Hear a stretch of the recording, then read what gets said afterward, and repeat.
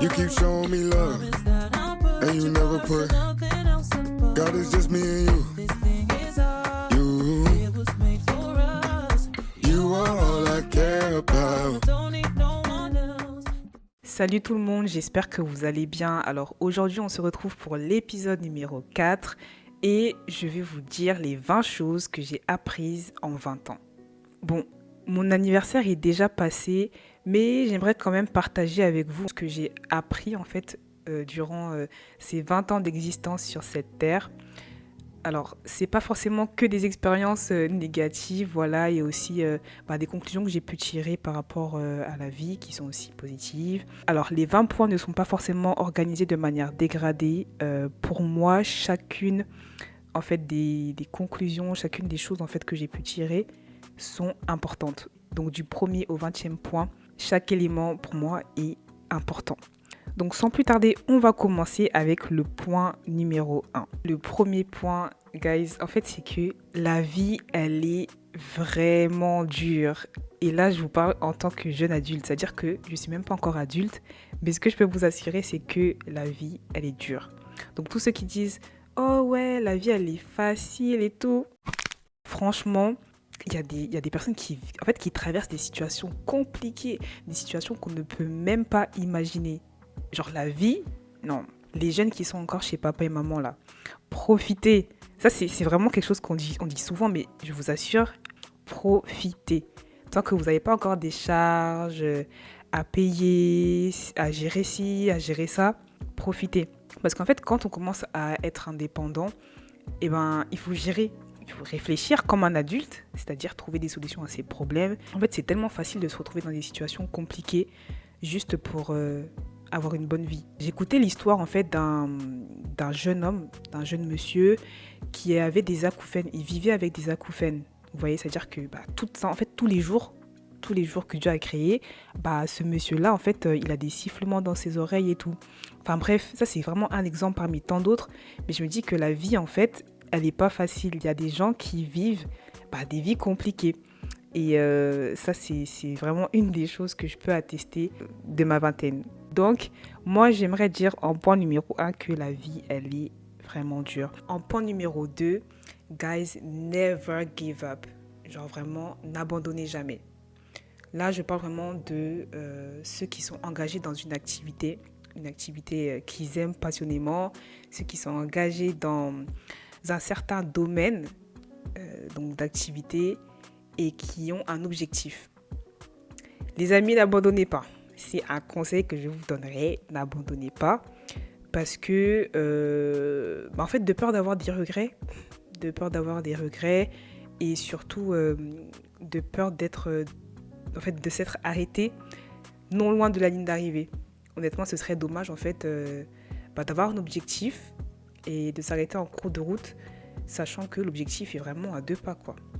Donc, je vous conseillerais de vraiment continuer. Peu importe, en fait, les raisons qui pourraient vous venir et vous dire « Ouais, tu dois arrêter, tu dois, stopper ton activité, si, ça. » Si ce n'est pas Dieu qui est devant vous, qui vous dit « Stop », les amis, foncez. Foncez vers votre objectif. Peu importe les critiques, peu importe tout ce qu'il y a de négatif autour de vous, tant que vous avez la vision et que vous savez où est-ce que vous allez, guys, continuez. Alors, la troisième chose que j'ai apprise en 20 ans d'existence sur cette terre, en fait, elle rejoint la première. J'ai pas voulu mettre les deux à la suite parce que pour moi, elles pouvaient se troubler, elles pouvaient être trop similaires. Mais du coup, la troisième chose que j'ai apprise en 20 ans d'existence ici-bas, c'est qu'en fait, la vie, elle est dure, parfois pour nous forger. Je pense que la vie, elle est dure parfois pour nous forger. Et je pars du principe que la vie, elle peut nous forger dans le bon, mais aussi dans le mauvais. Je m'explique. Il y a une phrase qu'on dit souvent et je pense qu'elle est véridique, c'est la vie enseigne. C'est vrai que la vie, elle enseigne. La vie, elle apprend des choses, mais en général, quand c'est la vie qui nous apprend des choses, on a tendance à s'endurcir, rendre le mal par le mal, essayer en fait, se créer une carapace par rapport à des situations qui se sont passées, que la vie nous a fait, vivre en fait. Et du coup, je dirais que ça, ce serait être forgé par la vie, mais dans le mauvais, vous voyez. Ce serait être forgé par la vie, mais dans le mauvais. Parce que du coup, la finalité de ça, c'est que on est endurci en fait. Mais je pense aussi qu'il y a le côté positif, là où en fait la vie, elle nous enseigne, mais on sait que c'est Dieu qui est derrière. Dieu, il nous fait passer par des situations compliquées pour nous façonner en fait d'une certaine manière. Donc voilà, la vie, elle est dure parfois pour nous forger. En 4, le combat de la pensée, c'est vraiment l'un des plus gros combats qu'il y a sur cette terre. Moi, c'est ce que je pense, parce que du coup, j'ai l'impression que, en fait, vous voyez, il y a vraiment un combat entre les pensées positives et les pensées négatives. Donc là, je parle vraiment de la pensée, en fait, les pensées en général. Vous voyez, cette petite voix-là, des fois, qu'il y a dans vos têtes qui vous dit « Ouais, non, mais t'es pas assez ci, t'es pas assez ça. Regarde, t'as fait ci comme ci, t'as fait ci comme ça. » Je me dis que c'est vraiment l'un des plus gros combats qu'on a au quotidien. De ce que j'ai compris, il y aurait une opposition entre le nous et cette petite voix en fait. Mais des fois, c'est même, vous voyez, les personnes qui sont jalouses de vous, elles vous font comprendre d'une certaine manière. Des fois, ça parle sur vous. Des fois, c'est des mauvais commentaires. Donc, il y aura toujours en fait des gens pour critiquer. Il y aura toujours cette voix négative là. Et je pense que le plus important, c'est vraiment de maîtriser en fait ces pensées négatives du mieux qu'on peut. C'est pas forcément évident, c'est vrai, parce que les chercheurs ils disent qu'on a entre 6 000 et 60 000 à 80 pensées qui traversent notre esprit chaque jour. Je pense que tous les maîtriser c'est un peu compliqué, mais si on peut en maîtriser le plus que possible, je pense que ça peut vraiment être bien en fait, ça peut vraiment aider. En 5, prendre du temps pour soi, c'est hyper important. Vraiment, c'est hyper important. Vous voyez, chaque jour, on fait maintes et maintes choses. On fait beaucoup de choses. Et en fait, c'est super important de savoir comment équilibrer. On ne peut pas juste être là et travailler sans prendre soin de soi en fait derrière. Moi, je pense que ça va de soi et qu'il faut trouver un équilibre entre travailler et prendre soin de soi. Quand je dis prendre soin de soi, c'est vraiment avoir ces instants-là où vraiment on est en mode rest, en mode repos. Où là, on s'occupe de soi et tout. On prend le temps de s'occuper de ses cheveux avec soin. On prend le temps de se faire, je sais pas moi, si vous êtes une fille, les ongles. Essayez de faire du bien en écoutant de la musique. Ça peut être faire un solo date. Enfin bref, vraiment en fait, prendre soin de soi en fait. Mais vraiment, c'est pas juste en mode se laver. Je sais pas si vous voyez ce que je veux dire. C'est plus profond que ça. C'est se faire du bien à son être. Donc c'est ce que je peux dire en point numéro 5. 6. Les études ne sont pas une fin en soi. Si vous n'arrivez pas à vous accrocher à l'université ou à une formation quelconque, ce n'est pas grave. Il y aura toujours une voie pour vous. Moi, c'est vraiment quelque chose que j'ai tiré comme conclusion par rapport au domaine professionnel. C'est que, en fait, dans un endroit, si ça ne marche pas, c'est pas grave. Genre, dans un autre endroit, ça va forcément passer, en fait. Ça va forcément fonctionner. Si à un endroit, ça ne fonctionne pas, et ben alors ça voudra dire que ça va fonctionner dans un autre endroit.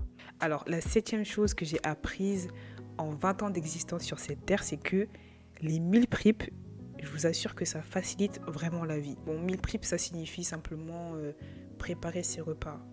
Le fait de préparer ses repas à l'avance, genre au quotidien, ça évite tellement une charge mentale que je me dis que, en fait, j'ai conclu que ça facilite vraiment la vie, vous voyez. Que ça soit pour le matin, le midi ou le soir, je pense que vraiment le gros point, c'est de penser à l'avance à ce qu'on pourrait potentiellement manger. Et en fait, ça évite d'être là sur le moment et de dire, ok, là je mange quoi en fait. Il y a ça, mais aussi le fait de faire une liste de courses et de préparer du coup tous les ingrédients nécessaires pour pouvoir faire une recette. Ça évite de se retrouver encore sur le moment et vouloir faire une recette et en fait ne pas avoir tous les ingrédients, vous voyez. Donc moi je trouve que vraiment faire les meal prep, ça facilite tellement la vie. Alors, point numéro 8, quand on a donné sa vie à Dieu, il est véritablement au contrôle. Ça veut dire peu importe tout ce qu'on fait, peu importe tout ce qu'on traverse, Dieu y gère. Parfois quand on est dans des moments de tempête, des incompréhensions, des totales incompréhensions, c'est quelque chose dont je me suis vraiment rendu compte, c'est que par-dessus tout ça, Dieu, il est au contrôle. Point numéro 9, ne jamais envoyer de l'argent facilement à des personnes qu'on ne connaît pas. Ce point-là, non, vraiment, en fait, vous voyez, les arnaques sur Facebook, sur Le Bon Coin, parfois sur Instagram, vraiment, c'est des choses qui arrivent. C'est des choses qui arrivent. Et s'il y a une chose que j'ai apprise vraiment dans ces 20 ans d'existence, c'est qu'il ne faut pas envoyer de l'argent à n'importe qui et n'importe comment. La 10e chose dont je me suis vraiment rendu compte, c'est que chérir ses proches, c'est hyper important. Je me dis ça parce que perdre un proche, ça arrive à tout le monde. Et parfois, on a l'impression que c'est tellement lointain que ça ne peut pas nous arriver à nous. Honnêtement, moi, j'ai pas envie de faire partie de ces personnes-là qui regrettent le départ d'un de ses proches. C'est un peu bizarre à dire comme ça, mais j'ai envie de me dire que quand la personne ne sera plus, je suis ok parce que j'ai pas de regrets. Je sais que sur Terre, j'ai fait ce qu'il fallait. J'ai été avec la personne et tout. Et là, c'est le temps de la laisser partir. Donc voilà, j'ai pas de regrets, de gros regrets. Donc chérir ses proches, c'est hyper important. Même si c'est dur, en vrai, c'est important. Numéro 11, on subit les conséquences de nos actes. Par exemple, tu te prends une contravention parce que t'as pas rechargé ta carte de bus. C'est factuel, c'est logique. Quand on ne recharge pas sa carte de bus et qu'on veut prendre les transports et qu'on se retrouve devant les contrôleurs, forcément, on va nous demander de payer une amende parce qu'on n'est pas en règle. Même si on comptait aller recharger sa carte, on n'est pas en règle. Et du coup, on subit les conséquences de nos actes. Si je pourrais le dire autrement, c'est que la vie, elle est factuelle. La vie, elle est concrète. Tu fais pas attention au verre qui est posé sur la table près de toi. Et du coup, tu bouscules le verre, forcément, il va se casser. S'il tombe, il se casse. Donc, c'est logique. T'as pas fait attention, du coup, le verre, il s'est cassé. Qu'est-ce que je pourrais donner d'autre comme exemple ? Le monde est méchant. Admettons, je sais pas, tu sors, il fait froid, t'as pas pris de pull ou t'as pas pris de manteau. T'auras froid, c'est logique. Donc, c'est plus ça. Numéro 11, le monde est méchant. Voilà, en fait, on subit les conséquences de nos actes. S'il y a des choses qu'on est censé faire et qu'on ne fait pas, ça retombe sur nous en général et on subit les conséquences de nos actes. La 12e chose que j'ai apprise en 20 ans d'existence sur cette terre et que je suis convaincue à 100%, c'est que accepter Jésus-Christ dans sa vie, c'est vraiment l'une des meilleures décisions qu'une personne peut prendre de toute sa vie. Genre ça, c'est vraiment une chose que je suis convaincue à 100%. Et la 13e d'ailleurs, elle est en lien avec la 12e chose que j'ai apprise en 20 ans et dont je suis convaincue. Après avoir accepté Christ, il y a le Saint-Esprit qui vient sur nous. Ça veut dire qu'il y a l'Esprit de Dieu qui nous guide en fait pour affronter la vie. Et mais quoi de mieux que d'avoir l'Esprit de Dieu en nous, une partie de l'Esprit de Dieu en nous, pour pouvoir avancer sur Terre. Genre, il nous aide, etc. Et d'ailleurs, je pense qu'avoir le Saint-Esprit, c'est très important pour pouvoir bien avancer sur Terre. Je dirais même qu'avoir le Saint-Esprit, c'est bien, mais c'est encore mieux de l'écouter. Parce que des fois, on peut avoir le Saint-Esprit, mais on ne l'écoute pas. Et du coup, on fait des choix et on a des vies un peu compliquées. Alors que lorsqu'on écoute, en fait, on est logiquement dans la volonté parfaite de Dieu. Du coup, voilà, avoir le Saint-Esprit, pour moi, c'est vraiment quelque chose dont je suis convaincue que, en fait, dans la vie, si tu n'as pas le Saint-Esprit, man, c'est chaud. Enfin, tu peux vivre, mais... La 14e chose que j'ai apprise en 20 ans d'existence sur cette terre, c'est que quoi que tu dises, quoi que tu fasses, on va toujours te juger. C'est un fait. La 15e chose, déstresse ou encore relâche la pression. Je vous ai dit en fait tous les points là que je vais énoncer. En fait, il n'y a pas de gradation. Ça veut dire que chaque point est essentiel, chaque point est important. Alors, parfois, quand on a des situations qui nous arrivent dans nos vies et qu'on se dit en fait qu'on n'aurait jamais imaginé que ça pouvait nous arriver à nous, on se met un poids, vous savez, une sorte de grosse pression qui fait en sorte au quotidien qu'on soit tout le temps préoccupé par ces situations. Et au quotidien, ça pèse. Ça fait en sorte que des fois, on se retrouve dans des phases compliquées, alors qu'en réalité, le fait de relâcher la pression, ça aurait pu nous apporter du bien. Le fait de savoir que, ok, il y a cette situation-là qui s'est passée, mais ça va, je relâche la pression, tout va bien se passer et tout. et j'avance comme je peux. Je ne mets pas tout sur mon dos parce que des fois on se met beaucoup aussi de poids en fait sur nous. On veut porter du poids qu'on ne devrait pas forcément porter.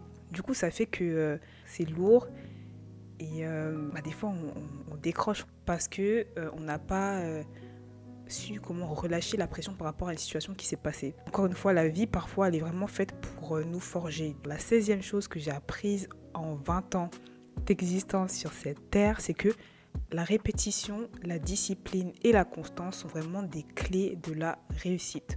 Vraiment, je pense que le fait de répéter et répéter encore un mouvement, de répéter, une pièce de théâtre, de réviser des cours et d'être discipliné et constant en fait dans ça, je pense que c'est totalement possible en fait de réussir. Et parfois c'est pas facile de rester discipliné, c'est pas facile de garder la constance, mais je pense vraiment que ce sont des clés de valeur pour la réussite. Point numéro 17, parfois c'est bien de faire la comparaison des prix d'un produit entre deux magasins parce que voilà, on est dans une société qui est à la course du profit et pour éviter de se faire berner, si je peux dire ça comme ça, parfois c'est bien de faire la comparaison. La 18e chose que j'ai apprise en 20 ans d'existence sur cette terre, c'est que il faut profiter de l'instant présent. Profiter de l'instant présent du mieux qu'on peut. Et même pour revenir par rapport aux pensées, qui est du coup l'un des combats les plus importants. L'un des combats les plus importants que je pense qu'il y ait sur cette terre. Le fait d'être dans l'instant présent, ça permet de rester concentré sur ce qui est en train de se passer maintenant et de ne pas forcément penser à quelque chose qui est passé ou quelque chose qui va arriver dans le futur. Du coup, en fait, même à moi, c'est quelque chose que je me dirais vraiment du mieux que je peux d'essayer d'être dans l'instant présent. Avec tout ce qui est téléphone, tablette, jeux vidéo, on est très souvent ailleurs. Point numéro 19, j'ai appris que veiller et prier, c'est tellement essentiel pour une vie. Moi, je pars du principe que être le plus éveillé possible spirituellement, c'est l'une des choses en fait les plus importantes dans une vie parce qu'en réalité on ne sait pas ce qui va se passer dans 1, 2 ou 3 minutes ou alors dans 2-3 jours, dans une semaine, un mois. On ne sait pas vraiment de quoi est fait le futur, alors vaut mieux rester éveillé spirituellement pour justement savoir en fait comment contrer certaines choses. Parce que voilà, vous connaissez la puissance de la prière, ou peut-être pas, mais en tout cas, moi je sais que rester éveillé et prier, c'est super important. C'est l'une des conclusions que j'ai pu tirer en 20 ans d'existence. La 20e et dernière chose que j'ai apprise en 20 ans d'existence sur cette terre, c'est que malgré tout, la vie est belle. Ce sont les échecs, les réussites, les moments difficiles, les bons moments, en fait, qui composent la vie. Et finalement, c'est ça qui est beau. On arrive au terme de cet épisode. J'espère que ça vous a plu. N'hésitez pas à liker si ça vous a plu, à partager à une personne que vous pensez que ça pourrait intéresser et à vous abonner à la chaîne. Et sinon, moi, je vous dis à très vite. Ciao!